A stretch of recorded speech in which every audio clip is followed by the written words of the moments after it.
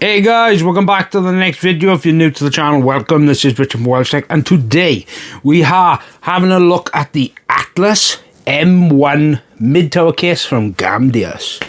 Should you consider it? Let's find out. Okay, so this is the Atlas M1. This is from GAMDIAS. This is a mid-tower piece case. So it has three built-in ARGB fans. It has a customized monitor at the bottom that is for system information as well as ambient air. It also includes a fan hub and Velcro straps, and it has a perforated air vent PSU chamber with a seamless tempered glass display. So first of all, we will start off with the motherboard support. Well, it supports ATX, micro ATX as well as mini ATX. So, like I did say, this is where the radiator support comes in. Now, the top does support a 360 or a 280. The side there does support a 240. And then the rear does support a 120mm radiator. Fan support, it does supports three 120mm fans. It does support two 140s. The side does support two 20s. And then the rear does support a 120mm fan.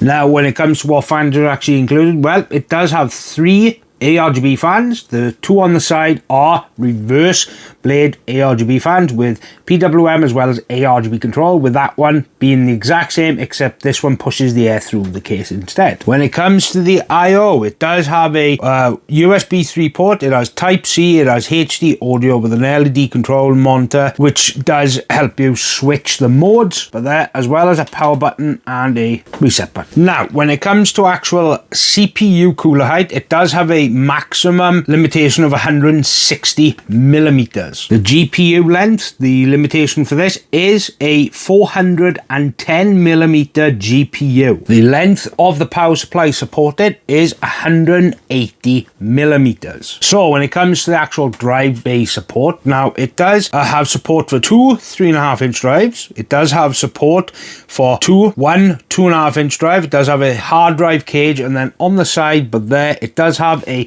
spot for two 2.5-inch SSD drive support as well.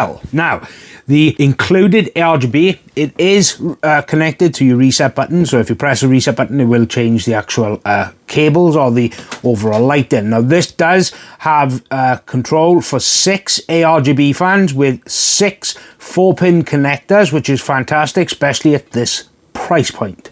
The expansion slots, this is a 7x2 expansion slot. And then when it comes to the actual case dimensions, it is between 420mm by 210 by 460mm, as well as the net weight is 7.6 kilograms, or that is 16 pounds. So let's get this built with a system and see how good the thermals are, shall we?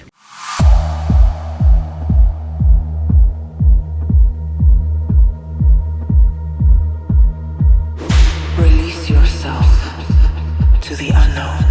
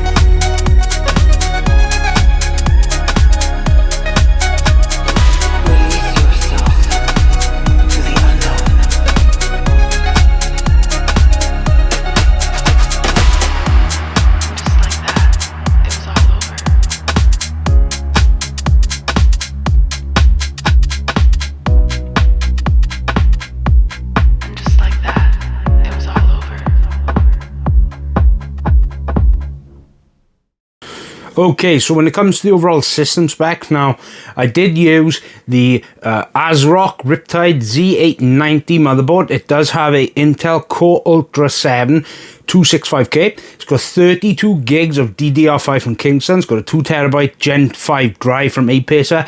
It does also have a RX 7800 XT Nitro, and it also has a 1000 watt power supply from BQuad. And the cooler I used specifically for testing was the Royal Predator 130 in white. This is just for aesthetics. So when it comes to the overall testing, I've done 50% and 100%. I've also done Cinebench R23 for the CPU for a 20-minute run, as well as Firmark 2 for 20 minutes. Now, for the CPU at 50, the power draw high was 212 watts, with an idle temp of 28 Celsius with a max of 88. The GPU, Firmark 20 minutes. The GPU temp was idle at 22 with a max of 54. The GPU hotspot was an idle of 28 with a max of 86, and the GPU junction temp was an idle of 44 Celsius with a max of 70, and the GPU power draw was 273 watts. Now, for the 100%, the CPU was idle at 33 Celsius with a max of 80, but the power draw was also a lot lower. It was 205 watts, so that could be the indicator. The GPU temperature was idle at 27 with a max of 56. The GPU hotspot was idle at 33 with a max of 88, and the GPU junction temp was an idle at 48 with a max of 72, with the same power draw 273 watts. So now what you're going to see is an actual graph showing you how this performs against other ATX cases I've done. That would be the one from ANTEC, the one from Lee. Now, yes, these are bigger cases, but it's going to show you how this little case does perform against other ATX cases on the market. Now, because I've only done so many cases, that's why there's not as many, but the more cases I get through, the more the graphs as well as the overall the charts and stuff are going to be much better. It will give you a good indicator of what the best case is for the price bracket, and considering how cheap this is compared to the rest of the other cases, which are over £100, this isn't bad for a case at this price point, which if last my look was £60, which is quite reasonable in 2026. Okay then, so what did you think of that? Now, all I'm really going to say is this little case is very nice. Now, there are spots in here. I mean, you could put fans here if you really wanted to, because the perforations are quite good. So, I mean, you could. Now, I like the little display at the bottom by here, which the button there which says temp there, you just click that, and it'll change it from CPU to GPU, and it even does ambient air, which is nuts. There. I mean, you can adjust this in the software as well. I think for £60, actually not too bad. Now, you've got plenty of room for extra fans on the side, you've got plenty of room on top, you've got dust filtration, you've got plenty of perforations all around the case, which I do really appreciate that, and that's quite I'd say hard to say these days, especially with everything going up in price. And for this to be £61, it's actually good value. Now, let's have a look at the back of the case, shall we? Okay, so this is the back of the case. Now, excuse the cable management, I actually did try. Now, I did try with this because, as you can see, I have cable tied some parts on here, like by there, by here, so it looks a little bit neater. Now, I like the inclusion of the ARGB hub. That's fantastic. It does come off the standard ARGB as well as standard PWM, which is fantastic. You've got a big cutout here for your CPU. That was very easy when it comes to changing the cooler. Now, it's got ample room down here. Now, as you probably noticed, I've took out the drive cage because this 1000 watt power supply from BQuad wouldn't fit otherwise with the cable, so I had to remove it. But the cable management, obviously, it's going to really depend on how good you take your time and so forth.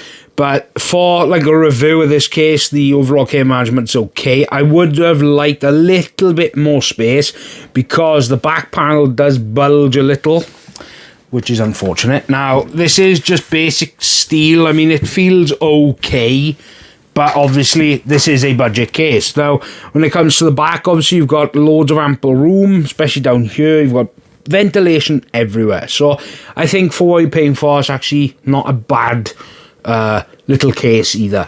Okay, so should you buy one? Well, It's really going to be dependent on you. If you're looking for a case around this price point, it's definitely a good value. I see the value here. I mean, you do get the included 3 ARGB fans. You do get this little display by here, which does obviously do the CPU, the GPU as well. It does the ambient air. Obviously, you can adjust this as well in the software that you got to download for it. It's the Zeus software. It's got ample room for big GPUs. This is a RX 7800 XT Nitro. It's not a small car by any means, and as you can see that already, it's bigger than the motherboard, and it does quite come out here. It's very, very nice when it comes to the overall lighting. But yeah. Look, let me know in the comments down below. If you want to buy one, I will leave links down below. A big thank you to GAMDIAS for sending this out. I do appreciate the further collaboration. Let's continue this with maybe a case or an AIO or something new that's coming. So, yeah. Look, don't forget to subscribe. I've got absolute tons of stuff coming. Gaming laptop. I've got GPUs. I've got motherboards coming from Sapphire. There's a bit of a hiccup there. But, you know, obviously I've got more AIOs. I've got cases here and stuff like that. So make sure you subscribe to the channel. And as always, I hope you guys have a fantastic week and weekend ahead of you. This is Richard WELSHYTECH. Goodbye.